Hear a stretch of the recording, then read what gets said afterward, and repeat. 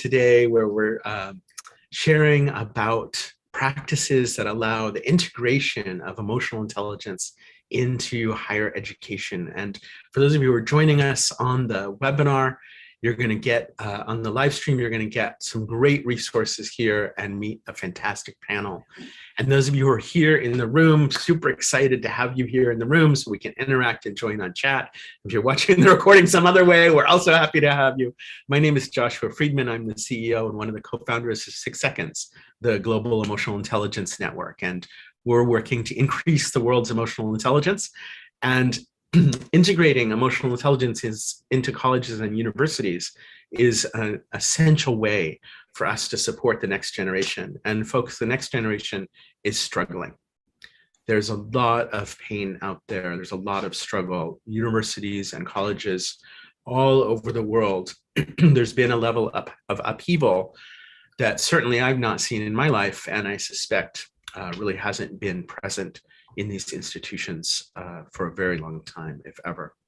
And so we need new skills, and new challenges call for new skills. And I forgot to click one button.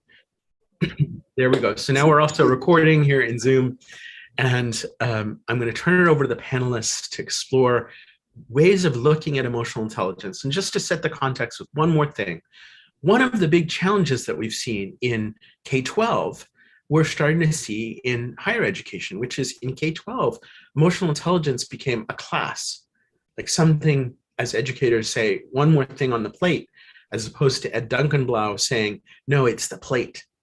How do we make it the plate in higher education, not just pop in one class here or one workshop there or one new student orientation over here? We need to rethink the way emotional intelligence is working. And this team has been working on that for about a year to come up with strategies and structures, and that's what we're going to share to you. But to start with, I would like to ask panelists, what's something that's inspired you recently amidst all of these challenges? What's lifting you up? And Dr. Johnson, can we start with you? Absolutely. Thank you, Josh. I think what's inspiring me has been these past 3 days that I have been able to be on a virtual conference specifically for EQ in higher education.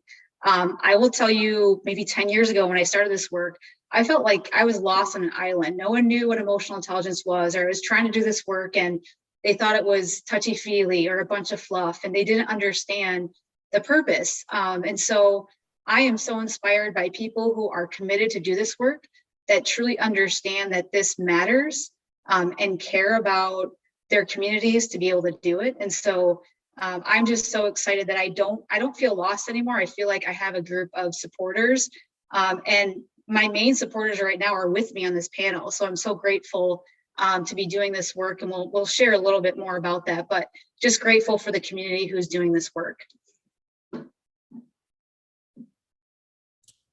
Awesome.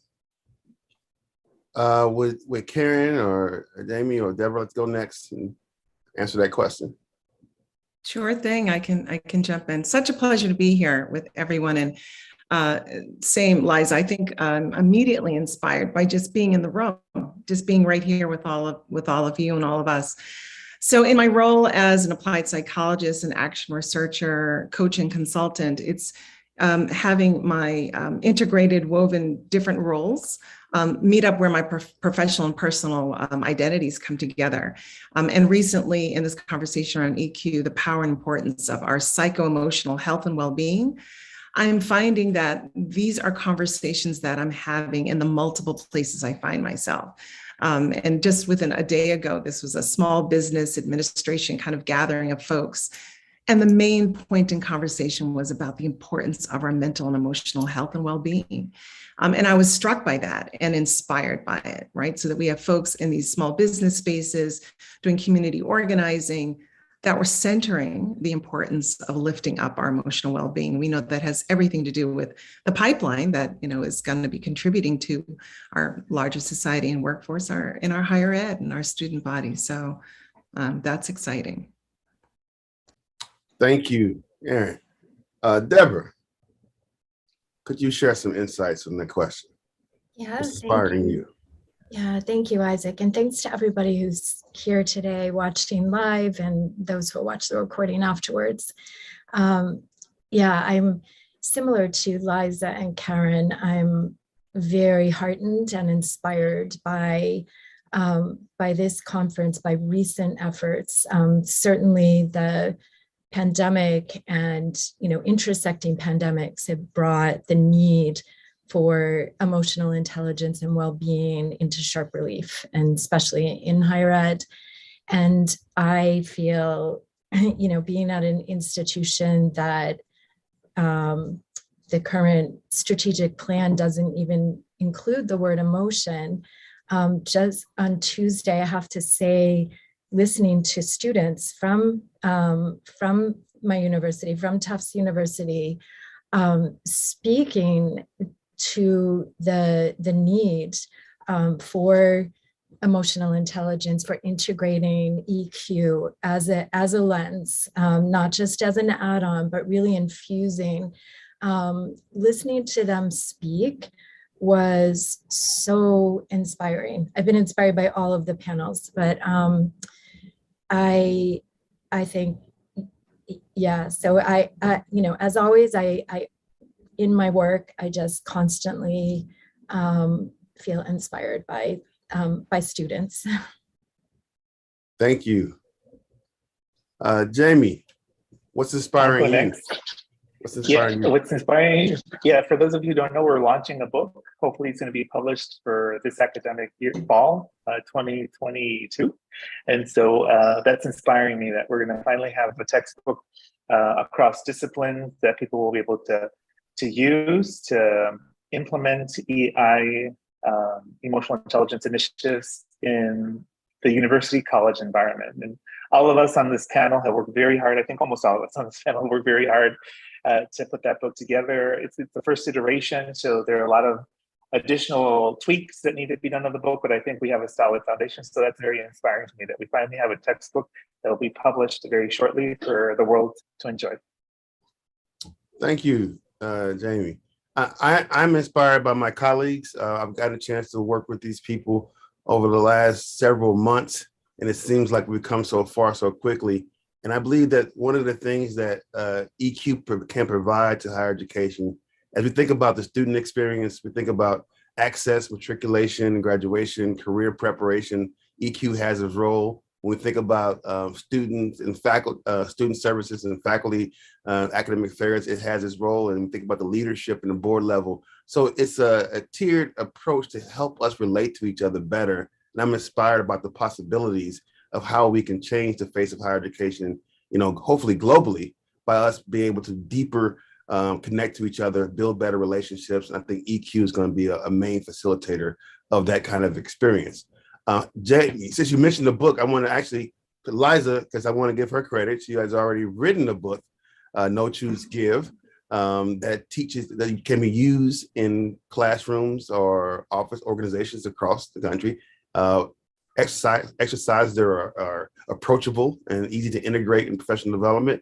And now this book, EQ Goes to College. Liza and Jaime, you guys were the starter of that project. Can you tell us what led to your inspiration to start that? Yeah, I think when I wrote the book, No Choose Give the program, I found that I was inspired because where I was at the university, we were ready for that curriculum. We have classes that involve that curriculum. We have co-curriculars, we have different people doing it. So it is really the plate. We're using that as a common language. However, I recognize that a lot of colleges aren't ready for that. And so I found out that a lot of people wanted to incorporate it, but we're really having challenges trying to say, getting it into the course curriculum or getting it approved by leadership. And so I had this idea of there's really no framework or really a supporting document with various case studies of how can this be done and why is it important to actually make the case. So my work that I published beforehand, I'm ready to, I was so excited to bring this to higher ed, but I know that there's a lot more work to be done in making the case. And so I think this book was really part of my dissertation is there was no framework for higher education. We have the K through 12 Castle is a wonderful organization in 6 seconds. Obviously, they have the benchmarks as well, but we know that higher education is completely different than K through 12. And so, again, so grateful for 6 Seconds community. Josh just introduced me to Jaime, and I was so ecstatic of what he was doing at his university. And he has a really unique story, and I'm not going to take that away because I want him to share that, but he has done so much in the corporate world and has brought that to higher education. And I thought that was the link, right? You can share your experience, I can share my experience. Kind of fast forward, met Deborah and was just so excited about what she's doing, and she's such a pioneer in her realm. And so I said, Deborah, will you join us? And then met Issac. So really, I met these 4 people and thought that there was just such a unique element of everybody doing something different as far as EQ that we could highlight and even bring more in. So that's what really inspired me, is just to create the case for many people who wanted to bring EQ. We're so desperate to bring EQ to their campuses, but we're getting shut down time after time because they couldn't make the case. So I'm going to actually pass it to Jaime so he can share a little bit more. And then Deborah, Issac, if there's anything missing, please add. Awesome, thank you. I'm not quite sure where to start. There's so much to share, so much important stuff to share. So basically, in a nutshell, the CNN version, I say, I started with the 6 Seconds emotional intelligence in the corporate world. So back in the day, in the late 90s, I was teaching at the community college level, and I realized that there was something missing in terms of the coursework that I was teaching. The administration was missing something. There was a void there. I moved down to Miami a couple of years later in the early 2000s, and I went to the dark side. I went to corporate America, and I worked for Royal Caribbean Cruise Lines and their HR department, learning and development. And I cycled through a couple of corporations, Fortune 500s, until I landed at FedEx Express. And as you know, FedEx Express is one of the largest, most admired logistical transportation countries in the world, with over, I think, 500,000 employees worldwide, operating in 240 countries around the world, with I don't know how many billions and billions of dollars of revenue. Meanwhile, I was sitting within the Latin American Caribbean division, which was the smallest division of FedEx back in the day. And so because of my background in education, they asked me to launch a leadership development program. And they wanted something unique because they wanted to really figure out the bench strength of their management team. And so typically what corporations do is they launch a 360 multi-rater assessment. And there are a lot of skeptics and critics and even employees who go through that process. They're very skeptical about the process for many obvious reasons. And so what we did is we married the 360 with 6 Seconds. And there was no way that people could say, wow, they're out to get me, or the multi-rater assessment is inaccurate. It's not really telling in terms of who I am as a person. And so when I married the 6 Seconds tool with the multi-rater, it was an eye-opening experience for not only the management team, but the enterprise as a whole. And so they realized that after I had to travel all over Latin America and the Caribbean, facilitating the 6 Seconds multi-rater assessments. And it gave us a profile of the division that was never understood. And so the executive team clearly understood the bench strength to execute on very, very important critical projects for the enterprise. And as a result, they launched the first service within Mexico. It was a fabulous experience. They launched it with great success. And so fast forward, I went back to higher education. I actually teach in the College of Business and College of Medicine at Florida International University, so I have a dual appointment. When they invited me to teach at Florida International University in the College of Business, again, I was missing that emotional intelligence piece that I was really dedicating myself in corporate America. And so I started to incorporate emotional intelligence, the 6 Seconds tool, in many aspects of what I taught. So mainly I teach business ethics, organizational behavior, business and society. On the medical side, I teach leadership development, bioethics, and whatnot. And so I started to plant the little emotional intelligence seeds, and it was the most amazing thing that ever, I think, happened at FIU. And so I was getting calls from multiple departments throughout the university, asking me what was I doing, how was I doing it, what tools were I using, because they were noticing a notable difference in students' engagement, not only with professors, but with each other. which was, I mean, if you ever get feedback like that, that's the best feedback you'd ever receive, is something that you're doing at a grassroots level and you're impacting people so profoundly. It makes worth doing what you're doing. And so that's in a nutshell, the CNN version of where I'm coming from in corporate America and how I'm applying emotional intelligence in higher education. And so I'm happy to share more if you'd like to know more about what I do in medicine and in emotional intelligence and business and whatnot. Something that I did not share is at FIU, about like 10 years ago, they founded their first medical school. And so about 10 years ago is when I was invited to teach there. And they didn't have a residency program. And the first residency program at FIU was their family medicine residency program. And so they invited me to, again, design a leadership development program for that residency program. And it's a three-year program. For those of you who ever taught or know about residency programs here in the US, in particular family medicine, it's a three-year program. And so I launched this program and it was phenomenal. The administrators at the hospital saw the big difference in the emotional intelligence, if you will, of the residents and their engagement with their patients, engagement with administration, in their outcome measures, all that type of stuff, all positive stuff. So it's been a really, truly fulfilling experience for me all around. So anyway, that's my experience. No, thank you, Jaime. Sharing that rich background helps give the context for your long time working with EQ. It's not a new idea. It's something we just bring it to the forefront. And it's interesting as we talk about EQ and how it applies to college and universities. I want to actually ask Karen, given her experience in higher education, and I would say its periphery or its stakeholders, if she could talk about what experiences she can bring that she has found inspiring by EQ, and then hopefully when we get further along in our book and get her forward, she would be maybe a person we include to ask on live on EQ going to college right now to contribute her experience. After getting to know her, I think she has some rich background and something to definitely offer to our work. So Karen.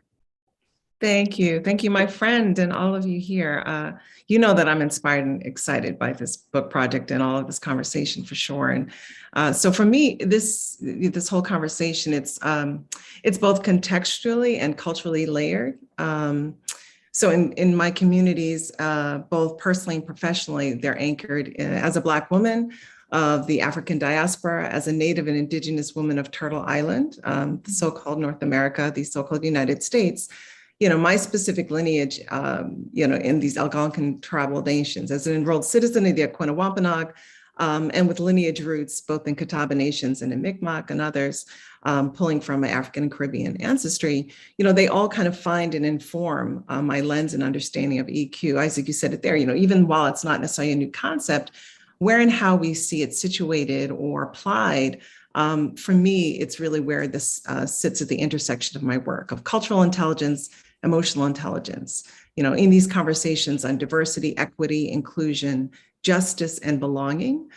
There's so much kind of rich repositories and opportunities for cross-networking and weaving. And so as an academic, as a scholar, action researcher, I've certainly seen that in both the content of what it is that I'm looking at, but moreover, I think in the approach, right, that we take to our research, our engagement in these higher ed or scholarly spaces.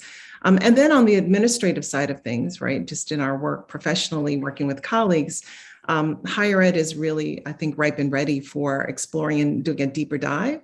And my particular interest is really at this place of intersection. I think we mentioned, we talked here about the importance of de-siloing.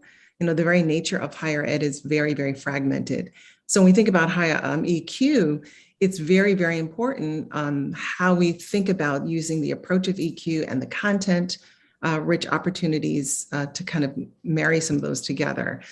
In my work, I have both in this kind of consultant space and as a nonprofit leader, I've particularly interested in how we can organize or understand our student body in particular through both the developmental lens, right? This is the developmental psychologist talking, and applied psychology. So I think it's going to be critically important that we center our concerns, our understanding of EQ and thinking about our student body, thinking about them along the life continuum, right? Especially for young adults. What are the specific pain points of what it is like to be in this age catchment between 18 and 23, right? What's happening in those developmental milestones that are important for us to consider as we're having conversations around developing emotional intelligence, but someone just mentioned the plate, right? In this climate, in this context. And then, so while we're looking at these pain points, critically looking at it through a developmental lens, for me, I think it's also very important, what I like to refer to as the possibility pulses, right? They get overlooked, and we don't get to often honor or understand how the social emotional well-being and the strengths that our young people can bring to this conversation as well. Their lives as learners and scholars are not disentangled to who they are in their identity, right? So this is where we really do have to kind of continually bring to the front, what is it that they're bringing in their cultural, ethnic, gendered, non-gendered identities that are inextricable as we're thinking and having conversations around the importance of emotional intelligence. And so not only just, the broader scope, but really being very specific about what happens between 18 and 23. Right, what's going on in there? And then we do have our adult learner population, graduate students and others, but that felt like it was critically important. And then secondly, really important to me in this applied space, I'm most interested at the end of the day is what we are doing with what we know and what we learn. So as an EQ practitioner, that kind of no choose give is always kind of an undercurrent as well. We have to really do better at grabbing a hold of actionable strategies with the EQ. So I mentioned that this, folks talk about it and they think it's a lot of fluff, but we know that it is critically important with measurable, learnable skill sets that we really can adopt and engage in. And then I would say on the other side of that is really honoring and understanding the cultural responsiveness and responsibility to bringing both of those to the conversation. They are not separate. So we have to apply both of those in this space. And that feels like it's really important. And I could certainly go on with some specifics. Maybe we'll get into that later in terms of some examples, but just as a framework and approach, that's what I feel is really critically important and specific to the work that I've done with the Native and Indigenous student bodies in the work that I've done at Brown University, currently sitting at Advisory Council with the University of Massachusetts Amherst and others, giving a broader scope and certainly globally, we think about our Indigenous populations in college and university spaces across the globe, how very important it is to honor and uplift indigeneity in our conversations around emotional intelligence. Thank you. That's that is a rich line of thinking and practice and experience for us to draw on and see the power of emotional intelligence in multiple formats. I want to key on something that has been touched on briefly so far, and it ties back to our opening plenary on the first day, diversity, equity, and inclusion. The students talked about that being an important framework that they work from and how they apply EQ. And I'm curious from my colleagues, how do you see EQ connecting to the DEI alphabet soup work that we're trying to do on our college campus? It really is about helping us be more connected to each other and be able to really understand what it means to live and share humanity with each other. So can you talk about some of your examples of work you've experienced and how EQ is essential to the DEI discussion that we're having? So I'd say this is me, Jamie, if I may. So I've noticed that at least in the medical field with medical students and medical residents, that it's leveled the playing field.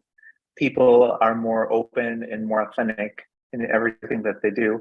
Not only the learning aspect, but also the application of what they learn in a setting like a hospital, in the clinic, what have you. So it makes them more vulnerable in an understanding of other person's vulnerability, their stories, where they're coming from and whatnot. And I think that's a very critical piece that we were missing in higher education, is that ability to teach someone how to be vulnerable, how to understand your emotions, how to read your emotions, how to read the emotions in others, and level the playing field and move forward from that point, that reference point, as opposed to what we typically teach or what we're focused on, at least in higher education, is IQ, right? And so it's a different standard, different approach in teaching and learning in higher education. At least that's what I've seen in both medicine and business. Thank you. Liza, Deborah, Karen? I'll add interest really quickly here. I think what I was most struck by, if I just use the framework of the 6 seconds, EQ skills and competencies models, those 8 kind of skill sets, 2 kind of really stand out for me. One is the importance of recognizing patterns. So when I think about my work in higher ed space, particularly, so the recognizing patterns, acknowledging frequently kind of recurring reactions and behaviors, right? When I think about the work dealing particularly with especially white administrators or faculty or staff in this DEI conversation space, how important it is a skill set to develop, to get behind and underneath what's going on beyond just kind of putting together programs or hiring mandates or, these other outward or external efforts, developing that EQ capacity around recognizing patterns for our leadership within higher ed, especially if in fact they're coming from if it's a predominantly white institution, but the importance of self-reflections and developing that emotional intelligence skill set is, I think, critical in moving the needle when we're talking about this work in higher ed. And the second is tapping into intrinsic motivation. That's another core skill, gaining energy from personal values and commitments versus being driven by external forces. And I found that to be especially important and potent for a Black, Indigenous, a student of color population. In this way, what we reference, particularly in Indigenous cultures, as ways of being and knowing, right? So that felt really mirroring and parallel to this particular skill set. When we provide opportunity for our students or our staff or our faculty of color in particular, to honor and tap into that intrinsic motivation, as opposed to being externally driven, I think, again, that's an incredible space for us to do work in the higher ed space, really leaning into our strengths, understanding what it is that we bring to the table, and knowing that that is value, right? So it's kind of worth, purpose-driven, and important both in the academic scholarly space as well as in our administrative operational programming. So those 2 felt like they were important. Thank you. Yeah, I can speak to this. And yes, when I said earlier that I was inspired by the students who spoke on Tuesday's opening panel, so much of what they said, but very specifically, I loved how they articulated their experiences of seeing the ways that emotion is racialized and gendered, and the ways that they experience that in and out of the classroom.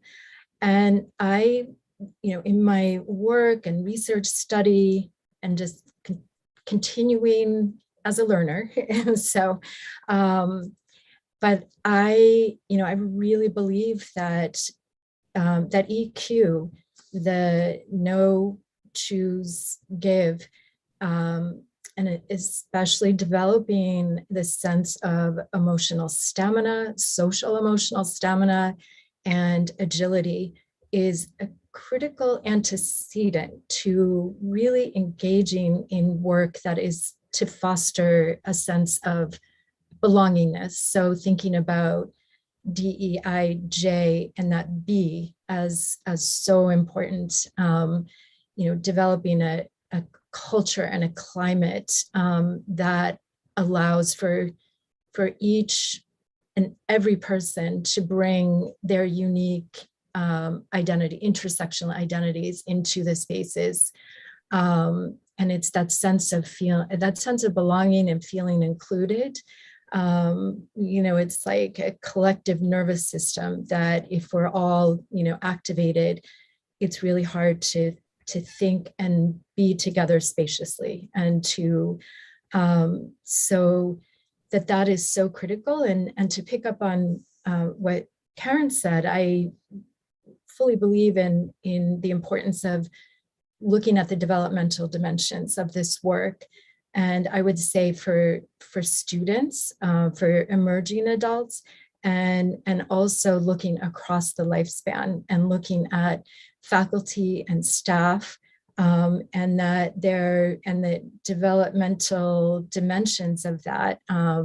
I look at it, have studied constructive developmental theory and sort of look at, that in terms of meaning-making systems, right? And so, especially in predominantly white institutions, where we are living in, we're in a racialized society, and where we have, all internalized this white supremacy, institutional racism, and it's in the air that we breathe. And so they're, meeting people where they're at, and moving the work forward to raise awareness for people to see what they didn't know, to start knowing and seeing, to examine biases and assumptions,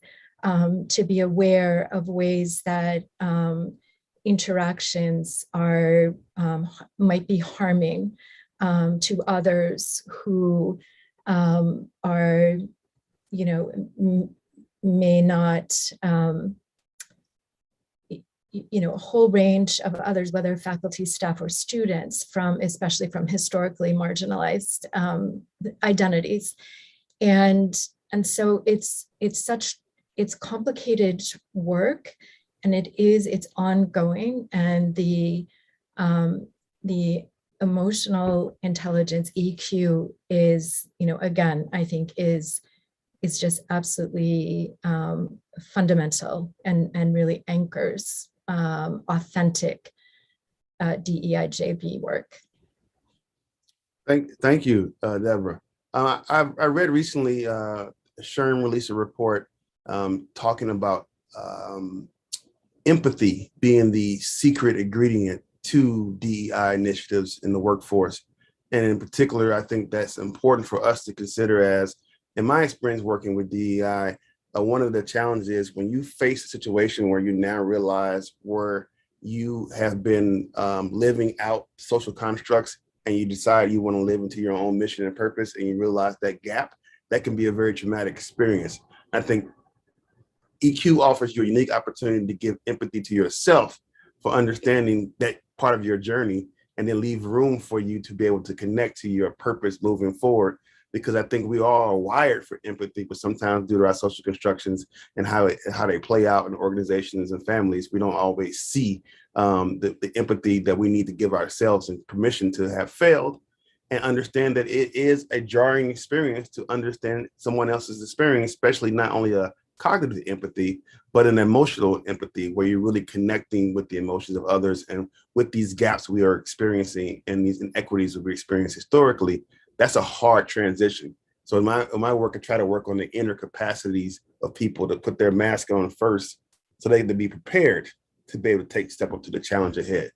We have an interesting question in the chat.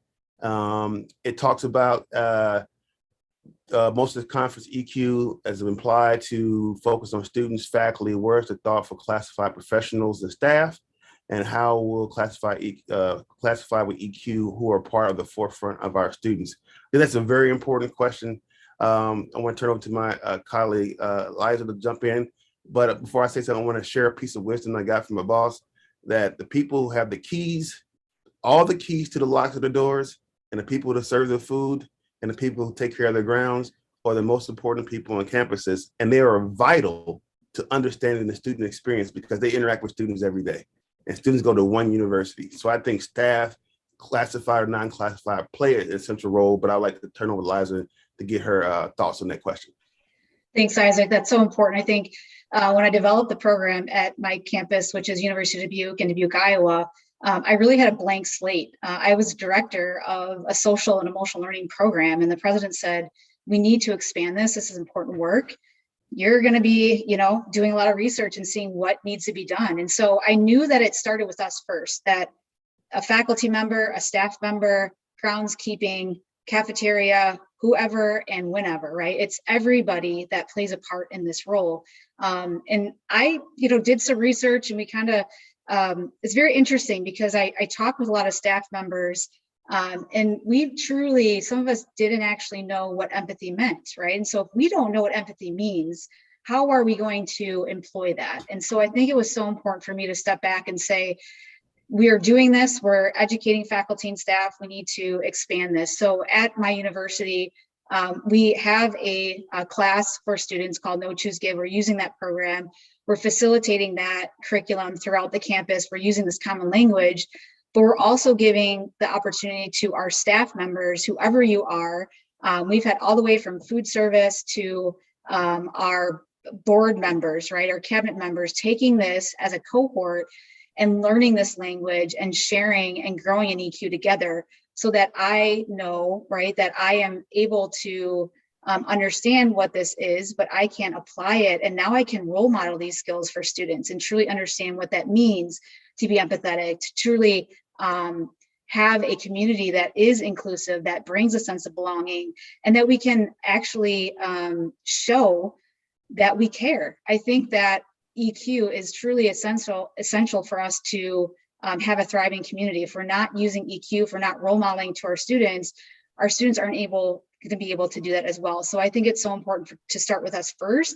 And this conversation is about silo effect, right? We have to get out of the silos, and we have to be able to do this work together and actually be in a space together, and not just have groups, cabinets here, food service here, Department of Businesses here, that we actually have to integrate and have these conversations and share from our perspective what this means. And so at the University of Dubuque, that's what we've done and found good success on that. Thank you. Liza. Deborah, you want to add? Yeah, I just want to add quickly. I love what you said, Liza, and the work that you are doing is so important. It's such a good model of ways of you really bring together the entire community, all members. So I just wanted to add, as you were talking before, Isaac, around empathy, I think also I want to bring a sense of self-compassion into conversation. It connects with what Liza was saying, that we've got to do our own work. It starts with ourselves, kind of putting our own oxygen masks on first. But there really is, that sense of compassion that we have towards ourselves, and can really give us that energy and that focus, that tender self-compassion, to move from a me to we. So it's that well-being, and seeing well-being as a skill, and linked to emotional intelligence.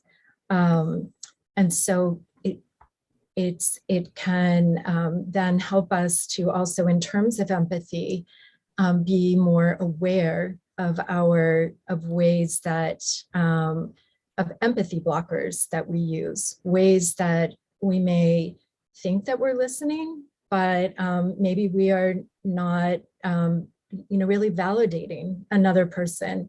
We may be silver lining it or trying to solve their problems, rather than that, pausing and really deeply listening to understand and to validate the other person's emotional experience, and to trust in, not overlaying, your own biases and so forth, but, to really deeply listen and to listen generously. So I'll stop there. Thank you. It is very important that, and I love you brought up empathy blockers, those things that self-talk, or the negative social dialogues that we have in our head, the what about isms and all those other things that distract us from really deeply engaging and listening to the narratives of individuals and their lived experience, and understanding that their lived experience is valid and cannot be invalidated because it's just different from yours. Isaac, I'm sorry to interrupt you, but can I just jump in and pass it back to you on this topic? Because you have a very powerful perspective about intersectionality that really supports this exact thing that Deborah is talking about. And I know you're busy moderating, so you might not be thinking about answering, but I think your voice on this topic is very powerful. Well, thank you, Josh. In terms of intersectionality, I believe that it's one of the shout out to Kimberly Crenshaw, one of the most powerful metaphors ever made, intersectionality, in my opinion. It offers us an ability to connect to the lived experience through the different parts of our identity. But it also provides a tool of analysis because we can start examining our social relationships, the context, the complexities, the injustice, and power specifically. And we can look at and locate where do we fit within the paradigm and understand that we have agency with each other, more so than agency in our own silos to I'm a woman or I am Black or I am whatever. Part of my own trajectory and my identification as a Black male feminist is to try to practice and aspire to that work and understand the people who come before me, but also to be able to deeply engage in the lived experience in others. And so I think EQ is very vital to how we understand the intersections of our identities. And it's also vital to how we apply inquiry analysis to our lives and as engaged citizens, and how we will go on throughout life, being people who can demonstrate empathy to multiple populations through what Du Bois called the double consciousness. I think intersectionality gives you a multiple consciousness to the experiences of others, and it deepens your ability to be empathetic because you are in connection with more than just your group. You're really connecting across the aisle, quote unquote, and seeing that we've been dismembered as a community by our identities, and intersectionality help us remember who we are as a shared humanity. I think that's the beauty of it. So thank you, Josh, for throwing that question out there. I think a good transition may be from this question is, what is the role of EQ in civic engagement in the work after you graduate? And I want to share something with you that the Truman Commission, President Truman, 47, had a commission looking at higher education. And amongst its findings, it says that the re-education of democracy will necessarily involve emotions as well as intellect. The report also says that we must develop a sensitivity to the emotions and hopes and needs of human beings everywhere. And it also said that the students should be taught the nature of human behavior and for his and others, and should have an understanding of a highly important role of emotions in our lives. So thinking about this understanding, how do you all in your work help you EQ position it to help people be engaged in our citizenry, not only just in the United States, but as global citizens?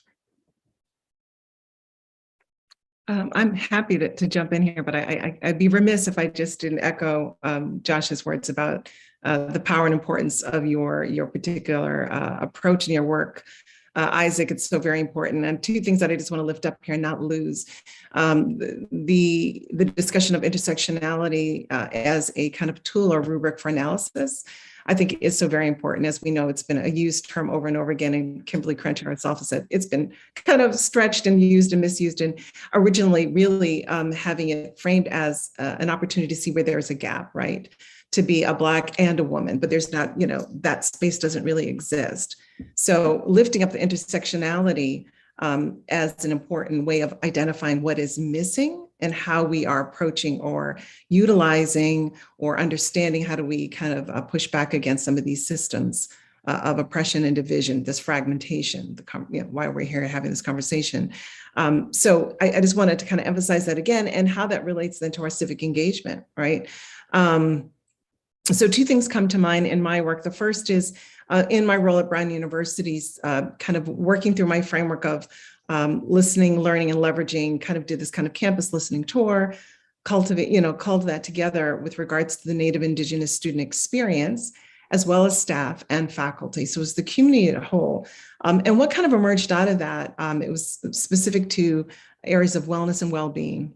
And in that, the data that kind of arose, I organized it around what are the challenging emotions and fulfilling emotions. As we know, emotions are neither good or bad, and wanting to really lift that up, specifically naming some of the challenging emotions like anger, loneliness, frustration, fulfilling, like being happy, safe, hopeful, or connected.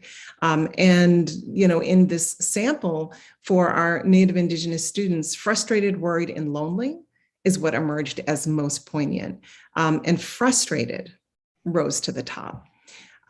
specifically around just feeling the whole issue of erasure and invisibility, feeling disconnected, and the emotion of frustration being really prevalent across the entire sample, along with being worried, which was rated as always amongst all of them. There's this undercurrent of feeling worried. And in the fulfilling emotions, excited, happy, and safe were kind of lifted up, with feeling safe kind of leading at the top, and that was connected to staff. So I just wanted to circle back around to our conversation about kind of having a holistic look of higher ed. The students having very strong, deeply abiding relationships with staff, particularly in the Native Indigenous Studies, program, was very, very important, but across campus, being seen, heard, and connected, and the importance of space, an actual physical space. So getting back around to these early conversations, Deborah lifting up belonging as being so very critical. What does that actually look like? How do we find, representations of belonging beyond just words? Physical space, resources, and making sure that there is consistent resources allocated for affinity spaces and programming and staff, right? So not just in the faculty and the academic spaces, but in the everyday operations within higher ed. So critically important. And then kind of building this bridge going into the civic space, being connected to home. So the antidote for all of them to sustain both fulfilling emotions and to cope with challenging emotions was maintaining connection to your community and your folks and your people, be it on campus and off. So there's real room and opportunity here in our higher ed spaces to building intentional bonds within community, and certainly across Black, Indigenous, people of color communities, specifically tribal communities, even more so. In every single university, higher ed, college, and university across the state, you are on Indigenous land. There are tribal nations that are in the cities and towns and states that you are residing in. And it is important to make those connections to those that are there. One of the roles that we're doing within the Wellness Collaborative, I'm a co-founder of the Wellness Collaborative Incorporated. It's here, it's Boston-based, but we've just partnered with the Benjamin Franklin Cummings Institute of Technology here in Boston. It's a predominantly Black, Latino, people of color community serving, but we are partnered with them into this kind of civic engagement space of connecting both economic resources, advancement in career planning, and working with their student body, as well as residents in a local community, neighborhood complex, to work together to provide emotional intelligence coaching, counseling, education forums on wellness. So really cleaving together wellness with academic success and career planning. And it's been this kind of unique and innovative opportunity for us to really see where higher education can connect with kind of the civic action and engagement in those areas where community culture, community-based organizations and colleges, can really just kind of coalesce and do something different. So it's all based on our interdisciplinary kind of lens of wellness and making sure that we are having those cross-cutting conversations and actually doing something about them, co-creating with students. So that's an exciting opportunity. We're looking forward to extending that. Wow, sounds like some powerful work that you're doing now, as well as work ahead of you. We are getting close to sort of end of time, not quite yet, but I still want to shift us to think about, as you, from your perspectives, what is your hope for EQ in higher education moving forward? We'll give each one you an opportunity to answer that question.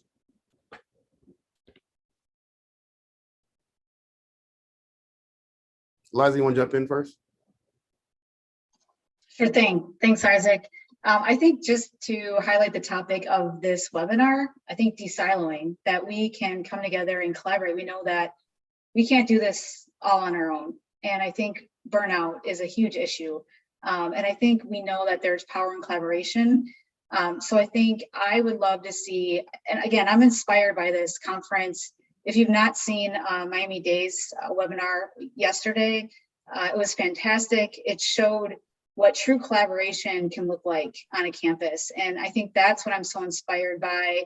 And that's what I hope for higher education, is that we can all get away from the silo effect, and whatever that means, whatever work we need to do that, let's do it. We have this responsibility, and let's come together and really do this work together effectively, and not siloed, because we know that that's not going to be sustainable. Thank you. This is Jaime. Can I add too? Yes. I agree 100%. I agree 100% with her. And then for the lack of using an old adage, is it takes a village. And it takes a lot of attempts to executing and launching an important program on emotional intelligence, especially in higher education. And what I could share with everyone, that it's going to take multiple tries before you reach the right person who's going to listen and opens the door. But it's worth it. There are a lot of naysayers, especially in the hard sciences and higher education. And I'm talking about medical schools and maybe even nursing schools, where they may not necessarily believe in emotional intelligence because everything is black or white. And so my advice to you is keep on trying, that you'll eventually come across someone who's willing to hear you have to share and understand the science behind the emotional intelligence and the importance that it has for the full development of the individual within the most important years of their lives, their formative years, which is higher education for the traditional student. And so keep at it. That's my only advice. And every day is a new learning for everyone, especially within this area of emotional intelligence. I'm constantly learning new things. I thought at this point of doing this for maybe 20 years almost, I thought I'd seen everything, but that's totally untrue. Every day is a new learning experience for me. And this is why I love doing the emotional intelligence component of everything I do in higher education. Thank you, Jaime. Thank you very much. Deborah. Yeah, I guess I'd first start with the basics, and that is like awareness of, as to connect with Jaime said, looking at science, or the brain science, neuroscience, the inextricable link between emotion and cognition, and having just a broad understanding of that. I feel like still like pushing a boulder up a mountain to even shift in that awareness, and to move beyond, to develop emotional intelligence, and getting beyond seeing emotions as positive or negative, but that emotions are signposts to our values, to our deeper purpose, and to our needs.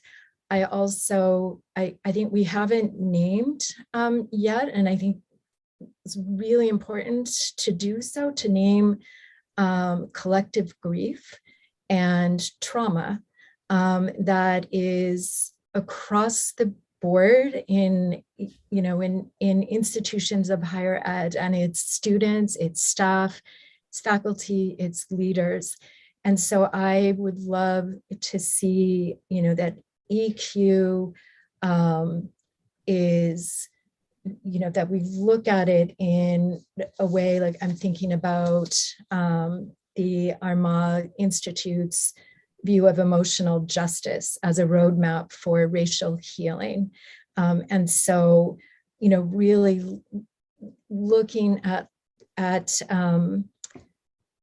looking at ways that there has been harming and trauma that continues on campus, especially for communities of color. So, pairing that EQ in ways that are really inclusive and that really do foster well-being. And I also, think that a focus on well-being and seeing why that is so vitally important in higher ed, the well-being of all members of a community, and looking at how well-being can inspire well-doing. And I'm going to put in the chat a link to the Well-Being Project. I was recently in Bilbao, Spain for the Well-Being Summit for Social Change, and it was deeply inspiring, especially meeting people who are part of the WISE network, which is the Wellbeing in Higher Ed. And so I will put this in the chat because there are links to some of the videos at this summit, and it really is about that, well-being for well-doing And that's where I think the link to our sense of civic identity and agency and leadership is so key. And so, I think I really believe that higher education has a civic purpose, and that it starts in our classrooms on having being able to engage in listening and dialogue, where we're listening across differences, where we're building, really bridging across campuses, across campus, and that the EQ again is a critical first step. Thank Very you. long-winded. Sorry about that. No problem, Deborah. Karen. Yes, I agree so much of what Deborah just shared, and to everyone, so important. To me, I think transformative change in higher education is going to require us to courageously and intentionally interrogate the very pillars upon which they were built. I think we've experienced in some of what Deborah is saying here, as well as, inherently these are spaces where there's an upholding of hierarchies and divisions and fragmentation, power over type practices and beliefs, often emotion avoidant and privileging a select few. So it's important, I think, that as we think about, there's not wealthy, white, heteronormative stances or structures that often are very at the cornerstone of our higher education.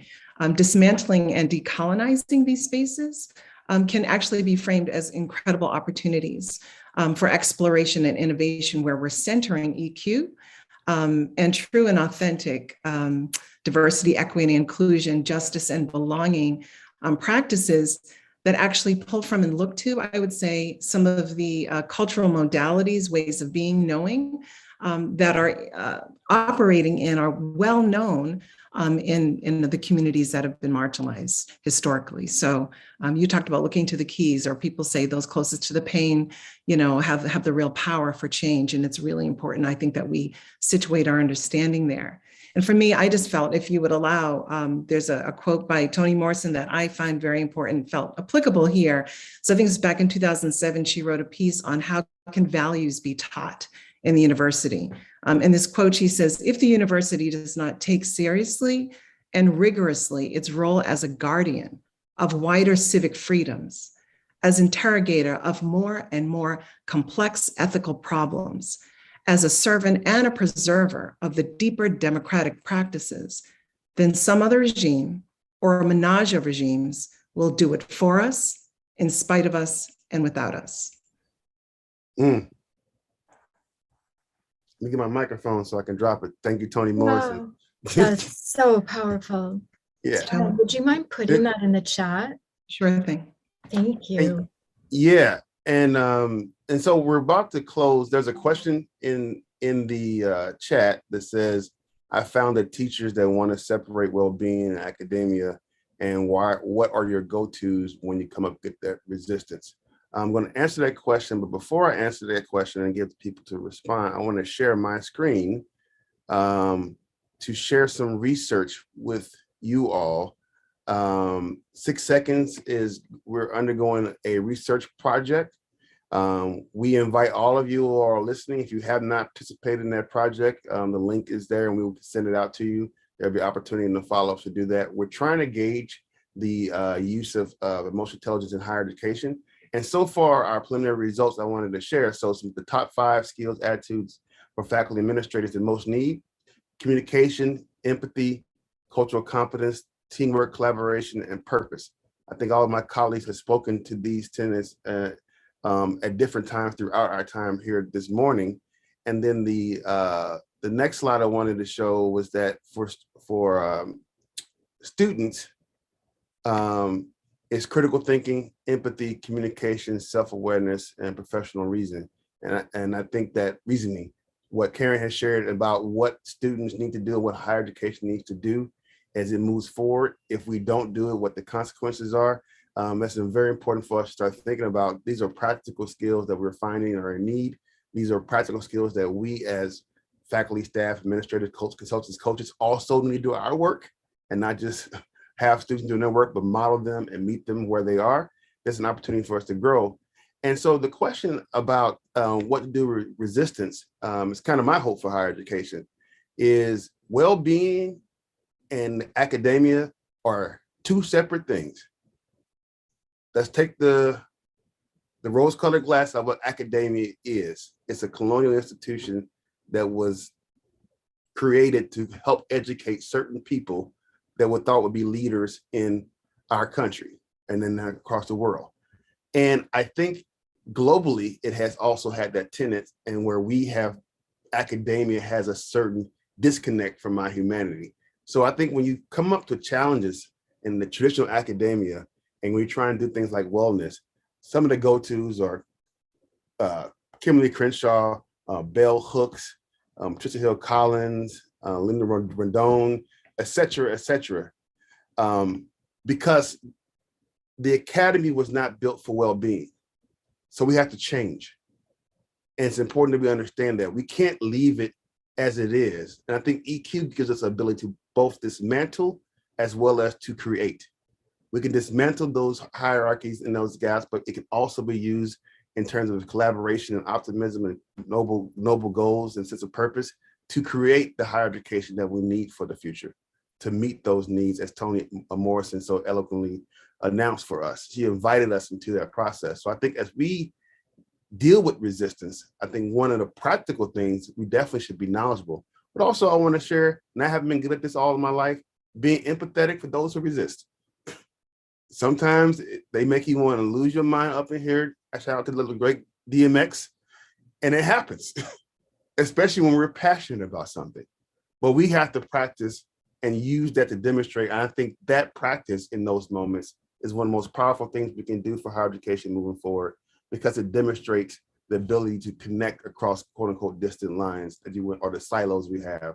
And that's how we should address when we have resistance. We should meet it with emotional intelligence. Josh, I know you want to come on as we wrap up.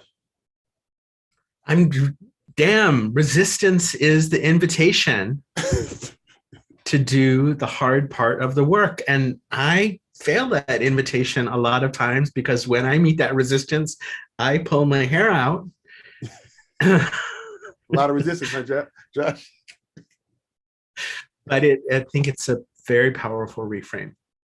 There's a lot of resistance. So we get a lot of invitation. Yes.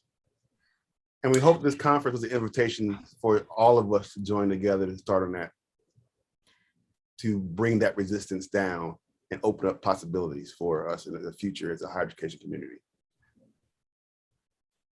Dr. Donahue-Keegan? You can just call me Deborah. Or Deb. I'm all like, we're in higher ed land here. I'm whipping out my doctor. No. DDK is fine. Anyway. Dr. DDK.